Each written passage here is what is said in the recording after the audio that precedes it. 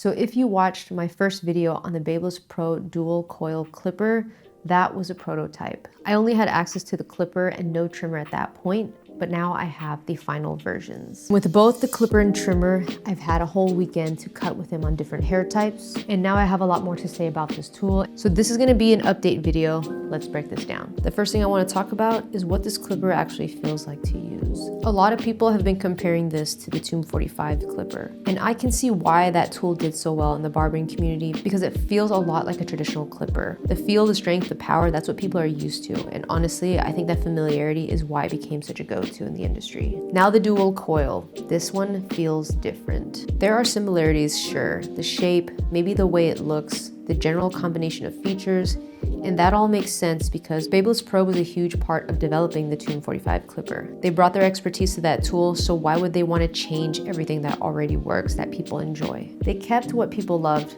The lever still has the same feel. The 5-position locking detent taper is still there.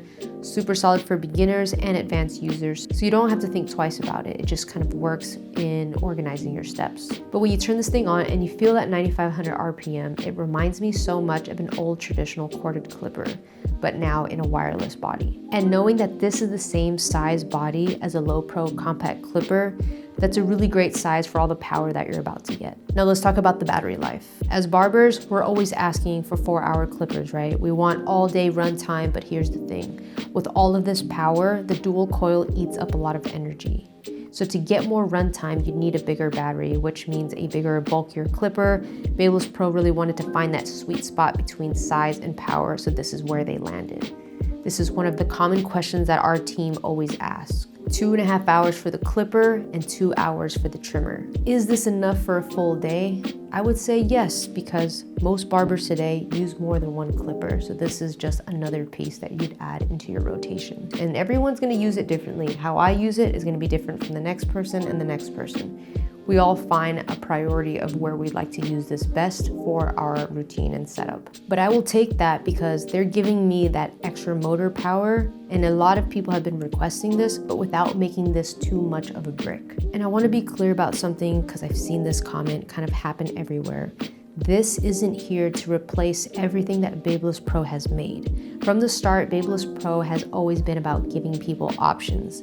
I've been to shows, I've seen what people gravitate towards, and it's all over the place depending on personal tastes, personal needs, where they live, and who they work on. So this isn't gonna be the one clipper to rule them all. It's just another lane for barbers who want this specific combination of features. Let's talk about the trimmer. So the MIM first came out on the Tomb 45, and it was a different shape made for that specific trimmer.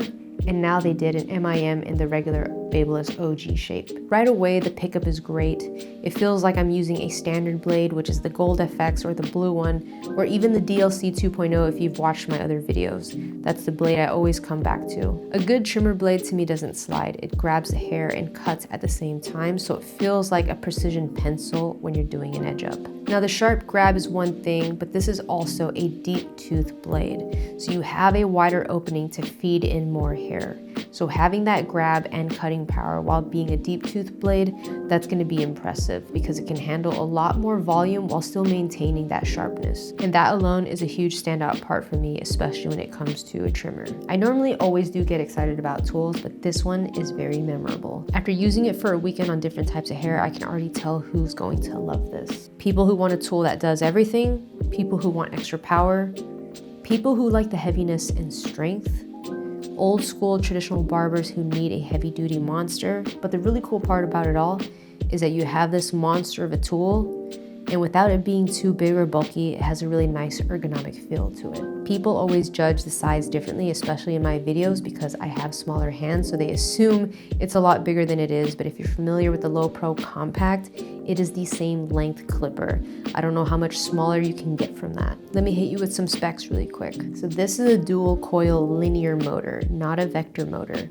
You get 9,500 on the clipper, 8,500 on the trimmer. The clipper itself here has a Hall sensor technology. So when the blade hits the dense hair up here, that motor is going to adjust its power in real time to maintain that 9,500 RPM. Other clippers sometimes bog down or they just ramp up too much speed, without a measure and it's just giving you more, but this one is gonna measure for that consistency of 9,500 no matter what. Now when it comes to the blades, you're gonna get that 22 tooth MIM fade blade. A lot of people love it. If you don't love it, there's other options as well. I use generally the fade blade, but I like the 27 tooth. And then I have another clipper that usually has a 22 tooth or a 24 wedge. I also even use the old school gold titanium wedge blade as well. It really just depends on my setup. So that's what it's gonna come with as a top blade.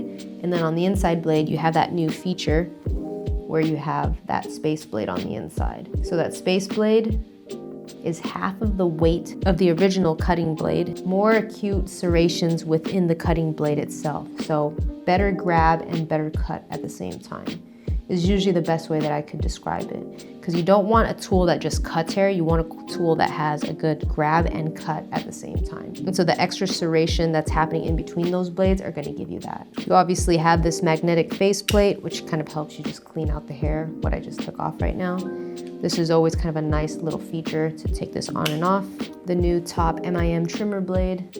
Both tools are zero gap adjustable, so you can set them to your comfort level. The clipper now comes with these guards. So you get your 0.5 all the way to your 4, and these are magnetic. So when you turn them around, you can see those magnets in the back. A lot of people have been asking for this, and if you're familiar with the green guards, they were made thinner and then also to be a better fit for zero gapped blades. A lot of people have had trouble with rattling of the guards, especially 0.5 would rattle the most generally. So when they made the green guards, it was made to fit zero gapped clippers. That has always been an issue for me. Even before I started even using Babyliss, just with other companies, I think generally people aren't making guards for tools that are super zero gap. Either I would let them grind down a little bit just over time, or it would have like a nice soft rattle. But generally, I definitely do look forward to having guards that fit a zero gap a lot better. So the green ones have always been good to me. And so now you have this other option for people who want more of that magnetic finish. On top of them being magnetic, they're also different colors. So you can kind of get used to the color tabs and then just know which one you're grabbing if they're sitting on your station or being attached to some sort of metal surface. So you'll see the magnet attach. And then you just slide to fit. You just got to get used to it if you've never used magnetic before. But for those of you that have used magnetic, then you kind of know what to expect with these. Normally for me too, is that I brush my combs a lot and I never notice these coming off loose or anything like that from the brushing. So that was just something I noticed as well. These will come with its own standing halo charging docks, and you can sit them on there. They're like kind of hollow and they light up. Once they turn off, then you know that it's full. But you also have these USB-C right here on the bottom. Preferably that is something that I really enjoy, because then I can just not have to bring any charging adapters if I'm traveling, and I can use any of my USB-C charging for my camera stuff, even down to using my MacBook charger to charge these up. It makes it even easier for me. And just in general, when you're using any of the USB-C charging points, they are going to charge faster. It's a different shape, but I have to say I kind of like it. It's got a nice like futuristic feel to it. I don't mind the shape at all. It looks really sleek. You have this nice rubber bottom right here, so it kind of goes all the way around. And all of this is metal housing. It's really comfortable, like honestly. And then you have this new tab style, which we've never done before. So that's kind of easy and nice to use. Plus you also get that removable faceplate up top. Makes it easy to clean out the hair and put it back, and also to zero gap your blade in that area as well. You have the finger grooves right here on the back. You can see here that it's pretty comfortable.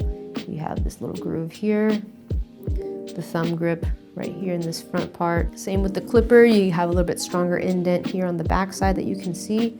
This is the rubber grip, as you can see where it splits off, the metal housing here. It's got a really nice ergonomic feel to it. Unfortunately, most clippers are made for right-handed users. I have a lot of homies that are left-handed, and they somehow find a way to make it work, or they've just gotten used to working it with their left hand. But being able to use this instead of a thumb, but like with ring fingers and that sort of thing, Shout out to Los. I've seen him work like that. It's insane. So the lever looks very similar to the Tomb one, right? But it just doesn't have, if you remember the design, it has like the little bit of lines on it. This one you got more of a smooth lever here. Could it be an extended stretch? From the way that it looks like it opens up. So we have the clipper. This is more of your final form than the prototype that I had.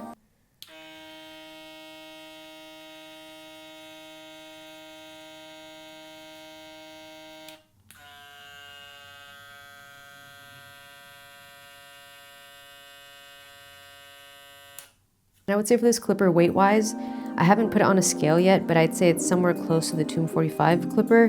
Definitely not the heaviest or the lightest in the BaBylissPRO lineup of clippers, but for all the power that you're getting, it's surprisingly pretty balanced. And I think it fits more in the middle scale weight-wise, but once I get back to the studio, I can do a more accurate measure. So my final thoughts on this is that this is BaBylissPRO's most advanced clipper and trimmer system yet. It's not for everyone, but I believe that's the point. This is for barbers like me who care about these type of features, who care about precision blades, engineered ergonomics, motor technology. If you want something compact but powerful, this is also it. And if you've been waiting for a clipper and trimmer that feel like an old school corded machine but wireless, this is it. And if you have any questions, please drop them below in the comments. So I appreciate you guys watching, and I'll see you guys on the next one.